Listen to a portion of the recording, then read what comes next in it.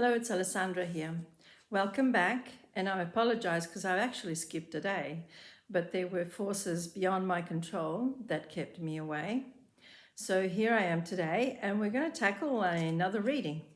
So I get asked a lot what intuition is and what it is that the person needs to understand and how it happens.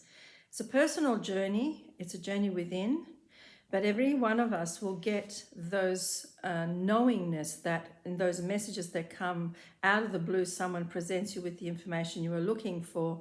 We are asking questions all the time, but then we're allowing our ego mind to take over. So that ego mind is always that critic that never has anything good to say. And most of the time, it overwhelms that beautiful intuitive message that will come through when you are in a stillness or even not thinking about anything or just enjoying your life. Somehow you get a knowingness, a vision, a flash, a word, something that you hear, or symbols in your dreams, but at the same time, people presenting you information. That's the knowingness, that's the intuition, that's the response that you get. It doesn't speak in a straight language. For some people it does, for others not necessarily. So what is it that we do on a daily basis with our intuition? We are being guided. We are being guided by our higher self, the source, God, our soul, guiding us along the way with little nudges from within or without. And those are the answers to questions that if we pay attention, they're actually answers to questions that we keep asking, but we never give that space to listen to the answers.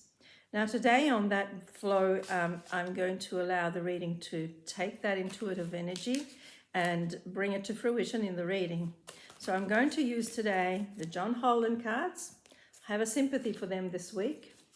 And so I'm going to see what comes through because it's interesting. I'm getting a lot of intuitive messages all the time, but you may not be aware of it, but pay attention because everyone is.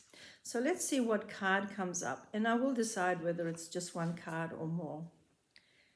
Standing your ground. Now the 7, standing your ground. It's saying to you, whatever you're doing in your life, you're not taking care of yourself. And definitely on a global level, we need to stand our ground and know what we truly want, because most of us are in a chaotic whirlwind at the moment. And there are a lot of things going on, but most of them, if we step back, it's also about us standing our ground where we are. Not necessarily we have to get impacted by everything, but simply paying attention to what's going on in our surroundings. And standing your ground is also taking back your power to actually intuitively get the messages that you need. So this card is very indicative of what I was talking about before. It's a message. This is how a message can come through because you are listening to me. This message is for anyone who needs to hear it. It might resonate. That's your soul. That's the soul guiding us. The cards are always talking to us as well. The 7 is about introversion, spiritual awakening. It's tapping into that side that is hidden, but also taking care of ourselves. So the introversion is take time away, take a step back and take care of yourself. As you can see, there's a light coming through. It looks as if there is a darkness.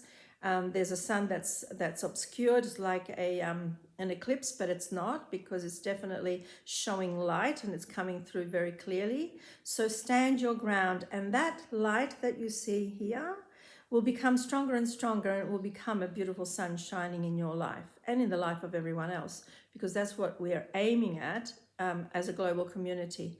So standing our ground is also in our truth, trusting that the messages that we get, the truth is coming from within rather than from without.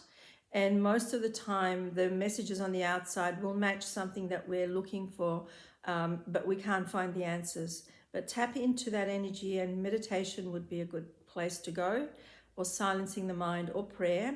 But prayer, sometimes we are praying, but we're not listening. So pay attention to saying the prayers, but also paying attention to the responses by listening as well. So we're all protected, we all have a journey, and this is saying we stand our ground in our soul's journey, but as a community, we are also creating. Now this is a beautiful card, but I do feel I want another one. So let's see, today we'll possibly do a 2-card reading.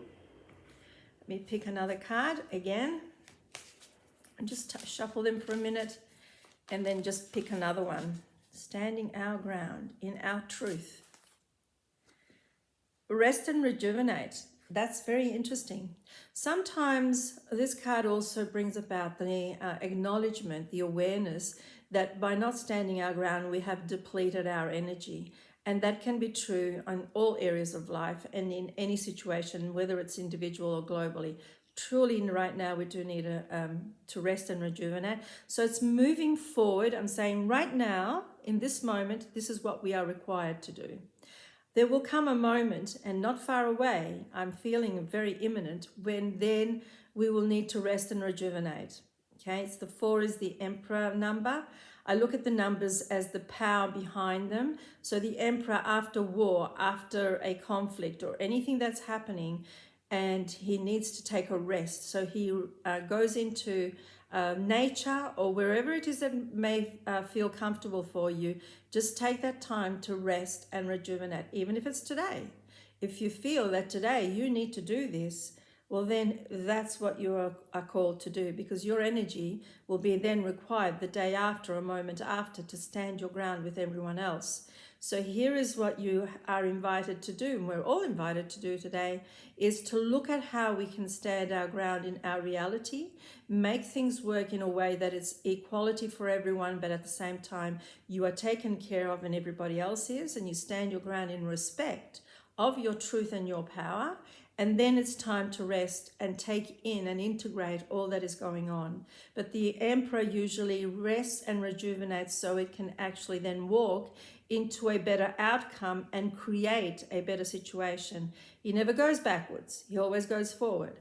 So the Emperor is inviting us to take time to either ground ourselves in nature or be prepared, because we will have some time to rest and rejuvenate, and then there's new, beautiful and amazing things that will come our way from that space. Now, I think I'm going to leave it with these 2 cards. They're definitely telling us to look within, number 7 and number 4, but at the same time, we're always moving forward, always moving forward. So we're definitely moving forward in a direction where everything is taken care of. When we rest and rejuvenate, that's what it means. Everything will be taken care of. Thank you once again for dropping by and listening to my readings. I do appreciate it. And until next time, thank you and enjoy your day.